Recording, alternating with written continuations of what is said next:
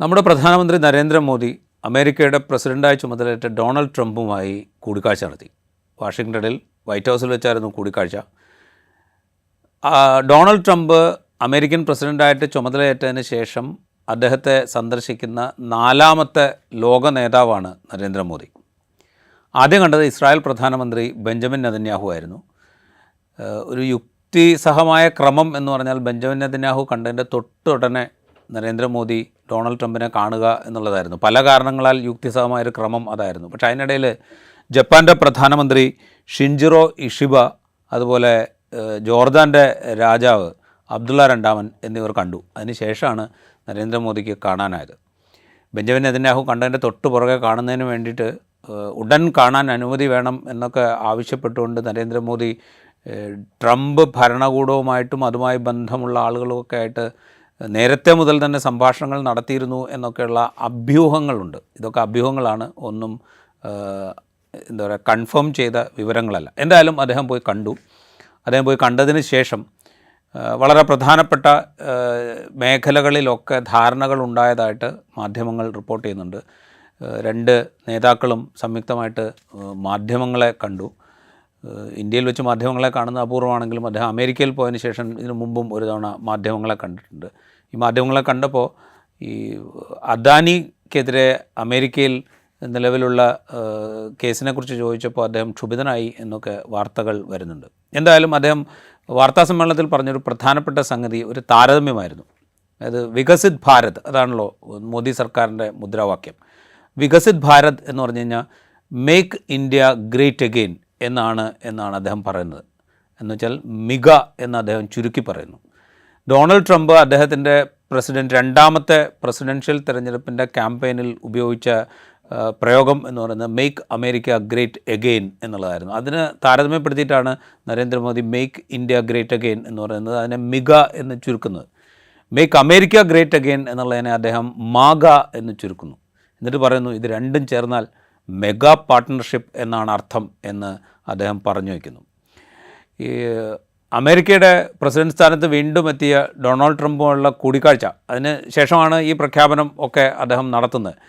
ഈ പാർട്ട്ണർഷിപ്പിനെ കുറിച്ച് മോദി ഇങ്ങനെ പരാമർശം നടത്തുമ്പോൾ അനധികൃതമായി കുടിയേറിയതിന് കൈകാലുകൾ ചങ്ങലയിട്ട് ഇന്ത്യക്കാരെ തിരിച്ചയച്ച് ആ ട്രംപ് ഭരണകൂടവുമായിട്ടാണ് ഒരു മെഗാ പാർട്ട്ണർഷിപ്പ് ആ മെഗാ പാർട്ട്ണർഷിപ്പ് വരാൻ പോകുന്നു എന്ന് നരേന്ദ്രമോദി പ്രഖ്യാപിക്കുന്നു.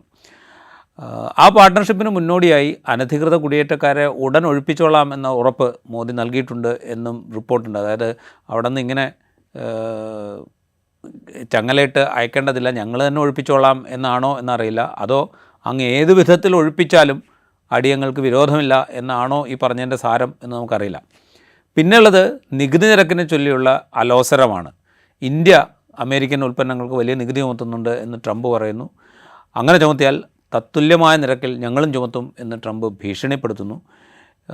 ഈ ഭീഷണിക്കൊടുവിൽ എന്താണ് സംഭവിച്ചത് എന്നറിയില്ല. പക്ഷേ എന്തായാലും അമേരിക്കയുടെ ഇംഗിതത്തിനനുസരിച്ച് ഇന്ത്യ നികുതി കുറച്ചു കൊടുക്കാനുള്ളൊരു സാധ്യതയാണ്, അല്ലെങ്കിൽ കുറച്ചു വയ്ക്കാൻ, അമേരിക്കൻ ഉൽപ്പന്നങ്ങളുടെ നികുതി ഇന്ത്യ കുറച്ചു വയ്ക്കാനുള്ള സാധ്യതയാണ് നിലനിൽക്കുന്നത്. ഒരുപക്ഷെ റാൻ എന്നുള്ള മറുപടി ആയിരിക്കും, കുറച്ചോളാമേ എന്നുള്ള മറുപടി ആയിരിക്കും അവിടെ കൊടുത്തിട്ടുണ്ടാവുക, അറിയില്ല നമുക്ക്. ഇതൊക്കെ പൊതുവിലുണ്ടായ ധാരണകളുടെ അടിസ്ഥാനത്തിൽ പറയുന്ന കാര്യങ്ങളാണ്. ഇതിനൊക്കെ പുറത്ത് വളരെ പ്രധാനപ്പെട്ട ചില ധാരണകൾ അവിടെ ഉണ്ടായിട്ടുണ്ട്. അത് ആണവോർജ്ജവുമായി ബന്ധപ്പെട്ടതാണ്. ആണവോർജ്ജവുമായി ബന്ധപ്പെട്ടതെന്ന് പറയുമ്പോൾ നമ്മൾ ഏതാനും ദിവസങ്ങൾക്ക് മുമ്പ് ധനമന്ത്രി നിർമ്മല സീതാരാമൻ ബജറ്റ് അവതരിപ്പിച്ചപ്പോൾ പറഞ്ഞ രണ്ട് കാര്യങ്ങൾ ഓർക്കേണ്ടതുണ്ട്. രണ്ട് പ്രഖ്യാപനങ്ങൾ.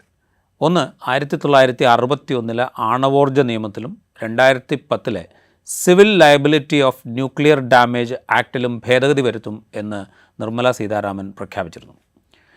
ആണവോർജ്ജ മേഖലയിൽ സ്വകാര്യ നിക്ഷേപം അനുവദിക്കുന്നതിന് വേണ്ടിയിട്ടാണ് ഈ ആണവോർജ്ജവുമായി ബന്ധപ്പെട്ട ഈ രണ്ട് നിയമങ്ങളിലും മാറ്റം വരുത്തുന്നത് എന്ന് ധനമന്ത്രി പറഞ്ഞു. ആണവോർജ്ജ നിയമത്തിൽ മാറ്റം വരുത്തുന്നതിൻ്റെ പ്രധാനപ്പെട്ട ഉദ്ദേശം അതുതന്നെയാണ്, സ്വകാര്യ നിക്ഷേപം അനുവദിക്കുക എന്നുള്ളതാണ്.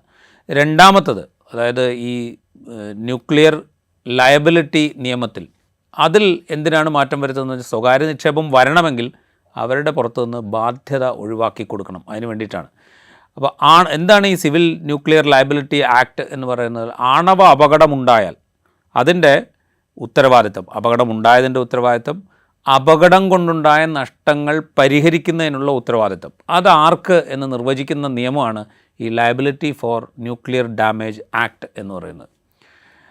അതിൽ പറയുന്ന പ്രധാനപ്പെട്ട കാര്യം, നഷ്ടപരിഹാരം നൽകേണ്ട ഉത്തരവാദിത്തം, ഏതെങ്കിലും ഒരു ആണവാപകടമുണ്ടായാൽ അതിൻ്റെ പ്രാഥമിക ഉത്തരവാദിത്തം അത് പ്രവർത്തിപ്പിക്കുന്ന ആ ആണവ റിയാക്ടർ പ്രവർത്തിപ്പിക്കുന്ന ഏജൻസിക്കാണ്.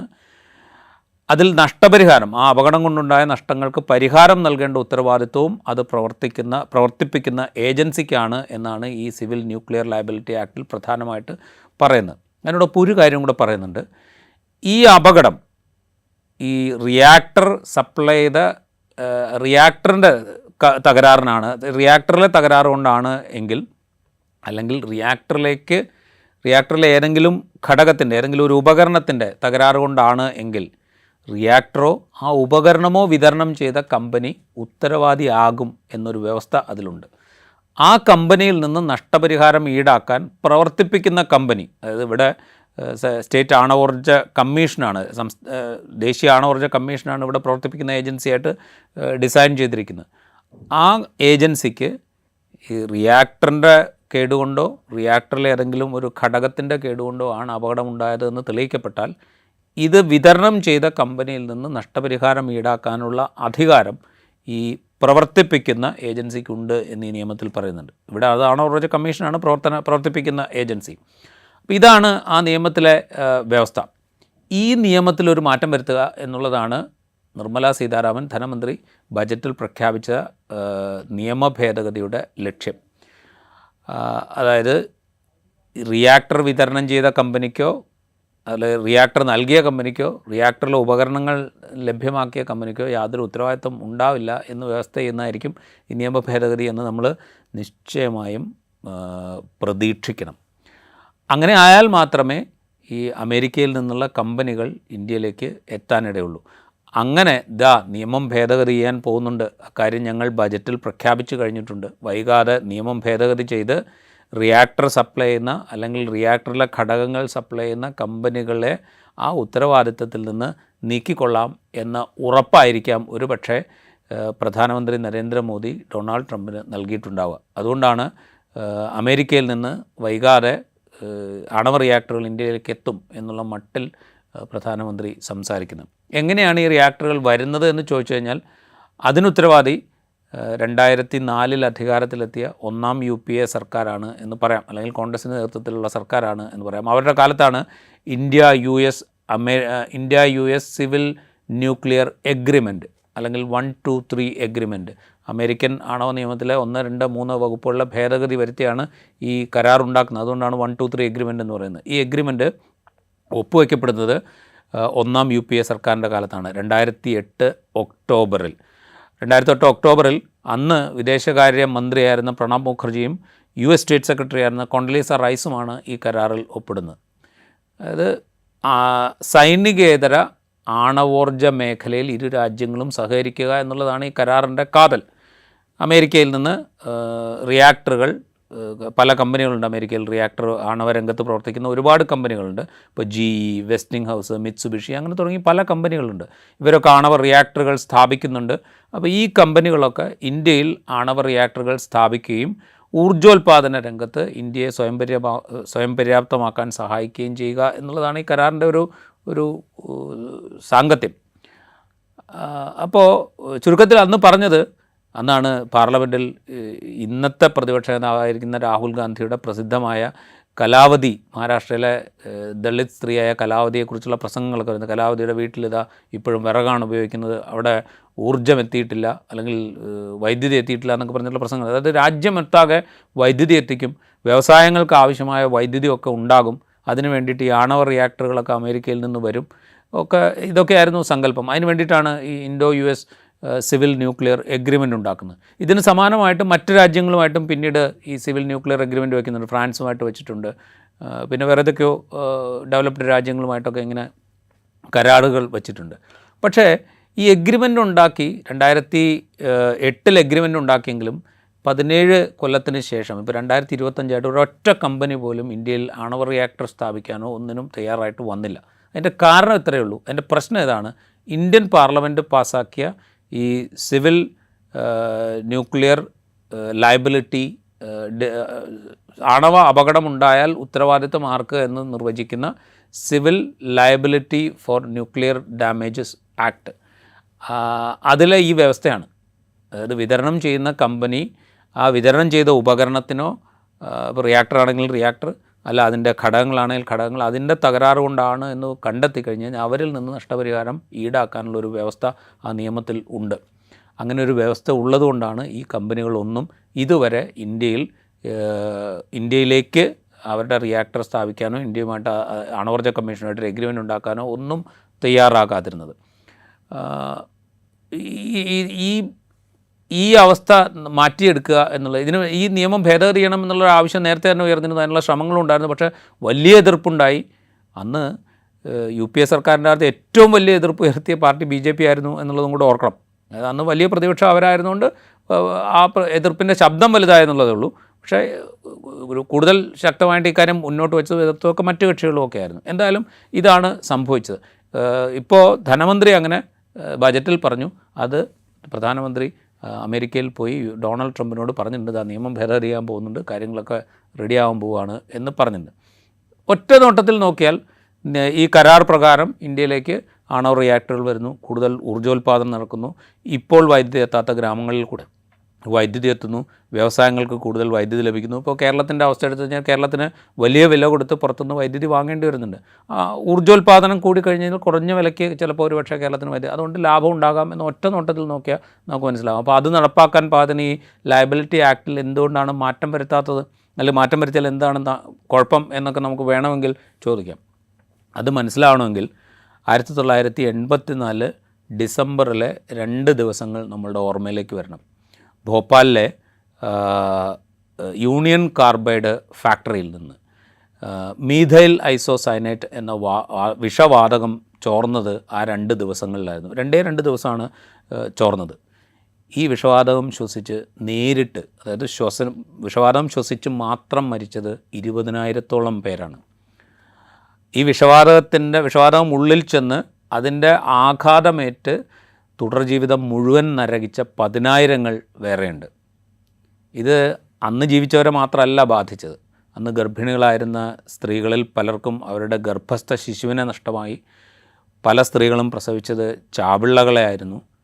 പിന്നെ ജീവനോടെ പ്രസവിച്ച കുഞ്ഞുങ്ങളിൽ നിരവധി കുഞ്ഞുങ്ങൾ ഗുരുതരമായ ആരോഗ്യ പ്രശ്നങ്ങളുമായിട്ടാണ് പിറന്നു വീണത്. അവർ ആ ആരോഗ്യ പ്രശ്നങ്ങളുമായിട്ട് പിന്നീട് ജീവിക്കേണ്ടി വന്നു, ഇപ്പോഴും ജീവിച്ചുകൊണ്ടിരിക്കുന്നു. ഈ അപകടത്തിൻ്റെ ഉത്തരവാദിത്തമോ അതിലുണ്ടായ നഷ്ടത്തിന് പേരിനെങ്കിലും ഒരു പരിഹാരം നൽകാനുള്ള ബാധ്യതയോ, അമേരിക്കൻ കമ്പനിയാണ് കേട്ടോ യൂണിയൻ കാർബൈഡോ അന്ന് അതിൻ്റെ ചെയർമാനായിരുന്ന വാറൻ ആൻഡേഴ്സൺ എന്ന് പറയുന്ന വ്യക്തിയോ അതിൻ്റെ മാനേജ്മെൻറ്റോ തയ്യാറായില്ല. ഒരു നഷ്ടപരിഹാരവും ഈ മരിച്ചവരുടെ കുടുംബത്തിനോ അല്ലെങ്കിൽ മരിച്ചവരുടെ കുടുംബങ്ങൾക്കോ ആരോഗ്യ പ്രശ്നമുണ്ടായ വ്യക്തികൾക്കോ ഒരു നഷ്ടപരിഹാരവും ഈ കമ്പനിയോ ആരും നൽകിയില്ല. എന്തിനധികം പറയുന്നു, ഈ ഭോപ്പാലിലെ യൂണിയൻ കാർബൈഡ് ഫാക്ടറിക്കകത്ത് ഈ കമ്പനിയുടെ പ്രവർത്തനം ഉപേക്ഷിച്ചുകൊണ്ട് ഈ അമേരിക്കൻ അധികൃതർ പിൻവാങ്ങിയതിന് ശേഷം ടൺ കണക്കിന് വിഷമാലിന്യമാണ് 4 ദശകം 40 വർഷം ആ കമ്പനിയുടെ ഉള്ളിൽ കിടന്നത്. 40 വർഷത്തിന് ശേഷം ഈ കഴിഞ്ഞ ജനുവരിയിൽ, അതായത് 2025 ജനുവരിയിലാണ് അത് ആ യൂണിയൻ കാർബൈഡ് ഫാക്ടറിയിൽ നിന്ന് മാറ്റുന്നത്. അതിപ്പോഴും പൂർണ്ണമായും മാറ്റിക്കഴിഞ്ഞോ എന്നുള്ള കാര്യത്തിൽ എനിക്ക് തിട്ടമില്ല. എന്തായാലും 40 വർഷം എടുത്തു ആ വിഷമാലിന്യം മാറ്റാൻ. അത്രയും നാൾ ഈ വിഷം ആ ഉള്ളിൽ കിടന്ന് അത് മണ്ണിൽ കലർന്ന് അത് ജലത്തിൽ കലർന്ന് ആ ജലം കുടിക്കുന്ന ആളുകൾക്ക് മുഴുവൻ അതിൻ്റെ ആഘാതം ഏൽക്കേണ്ടി വന്നു. ഇത് മനുഷ്യർക്ക് മാത്രം ഉണ്ടായ ആഘാതത്തെക്കുറിച്ചാണ് നമ്മൾ സംസാരിക്കുന്നത്. വിഷവാതകം മൂലം ആ പരിസരത്തുണ്ടായ ജീവജാലങ്ങൾക്ക് മുഴുവനുണ്ടായ ആഘാതം കണക്കിലെടുത്താൽ ഇതിനേക്കാൾ ഇരട്ടിയോ അതിനപ്പുറമോ വരും ഈ വിഷവാതകം മൂലം ഉണ്ടായ നാശനഷ്ടങ്ങൾ. ഇതിനൊന്നും ഒരു നഷ്ടപരിഹാരവും നൽകാൻ അമേരിക്കൻ കമ്പനി തയ്യാറായില്ല. എന്നുവെച്ചാൽ അതിനൊരു ബാധ്യതയും അവർക്കുണ്ടായിരുന്നില്ല. അവരെ ബാധ്യതപ്പെടുത്താൻ നമ്മളുടെ നിയമങ്ങൾക്ക് സാധിച്ചില്ല, നമ്മളുടെ ഭരണകൂടങ്ങൾക്ക് സാധിച്ചില്ല. ഇവിടെ ഇതിൽ നിന്ന് വേണം നമ്മൾ ആണവ റിയാക്ടറുകൾ സ്ഥാപിക്കാനുള്ള അമേരിക്കൻ കമ്പനികളുടെ താല്പര്യത്തെക്കുറിച്ചും അത് നടപ്പാക്കണമെങ്കിൽ ഈ നിയമത്തിൽ മാറ്റം വരുത്തണം എന്നുള്ള അവരുടെ ആവശ്യത്തിലേക്കും വരാനായിട്ട്. ഈ നിയമത്തിൽ ഇപ്പോൾ ഉള്ള ലയബിലിറ്റി ആക്ടിൽ ഭേദഗതി വരുത്തി റിയാക്ടർ വിതരണം ചെയ്യുന്നവർക്കോ റിയാക്ടറിലെ ഘടകങ്ങൾ വിതരണം ചെയ്യുന്നവർക്കോ ഈ റിയാക്ടറിലോ ഘടകങ്ങളിലോ ഉണ്ടായ അപാകം മൂലമാണ് അപകടമുണ്ടായത് എന്ന് കണ്ടെത്തിയാൽ പോലും ഒരു നഷ്ടപരിഹാരവും നൽകേണ്ടതില്ല എന്നുള്ള മട്ടിൽ ഈ ലയബിലിറ്റി ആക്ട് ഭേദഗതി ചെയ്ത് അമേരിക്കയിൽ നിന്നും ഫ്രാൻസിൽ നിന്നും ഒക്കെ റിയാക്ടറുകൾ ഇറക്കുമതി ചെയ്യാനുള്ള അവസരം ഒരുക്കുകയാണ് നരേന്ദ്രമോദി സർക്കാർ ചെയ്യാൻ ഉദ്ദേശിക്കുന്നത് എങ്കിൽ, അതാണ് ചെയ്യാൻ പോകുന്നത് എന്നുള്ള കാര്യത്തിൽ വലിയ സംശയത്തിനൊന്നും ഇടയില്ല. അതാണ് ചെയ്യാൻ പോകുന്നതെങ്കിൽ യൂണിയൻ കാർബൈഡ് ഭോപ്പാലിൽ ഉണ്ടാക്കിയത് എന്താണോ, ഭോപ്പാലിൽ ഉണ്ടാക്കിയതല്ല, അതുണ്ടാകാതിരിക്കട്ടെ, അത്തരമൊരു അപകടം ഉണ്ടാകാതിരിക്കട്ടെ, അല്ലെങ്കിൽ ആ അപകടത്തിൻ്റെ ഉത്തരവാദിത്വത്തിൽ നിന്ന് യൂണിയൻ കാർബൈഡ് ഫാക്ടറി എങ്ങനെയാണോ ഒഴിഞ്ഞു പോയത്, അങ്ങനെ ഒഴിഞ്ഞു പോകാൻ അവർക്ക് എന്തൊക്കെ സഹായങ്ങളോ സഹകരണങ്ങളോ നിയമപരമായ സഹായമോ ആണ് കിട്ടിയത്, അത്തരമൊരു സാഹചര്യം ഒരുക്കി കൊടുക്കുകയായിരിക്കും നരേന്ദ്രമോദി സർക്കാർ ചെയ്യുക. പുതിയ യൂണിയൻ കാർബൈഡുകളെയും പുതിയ വാറൻ ആൻഡേഴ്സന്മാരെയും സൃഷ്ടിക്കുകയായിരിക്കും. ഈ എഗ്രിമെൻറ്റ്, അതായത് നിയമം മാറ്റിക്കൊടുക്കാം എന്നുള്ള കരാറാണ് ഡൊണാൾഡ് ട്രംപുമായിട്ടുള്ള കൂടിക്കാഴ്ചയിൽ നരേന്ദ്രമോദി വച്ചിട്ടുണ്ട് എങ്കിൽ പുതിയ യൂണിയൻ കാർബൈഡുമാരെയും പുതിയ വാറൻ ആൻഡേഴ്സന്മാരെയും സൃഷ്ടിക്കുകയായിരിക്കും അദ്ദേഹവും അദ്ദേഹത്തിൻ്റെ ഭരണകൂടവും ചെയ്യുക എന്ന് നമുക്ക് നിസ്സംശയം പറയാം.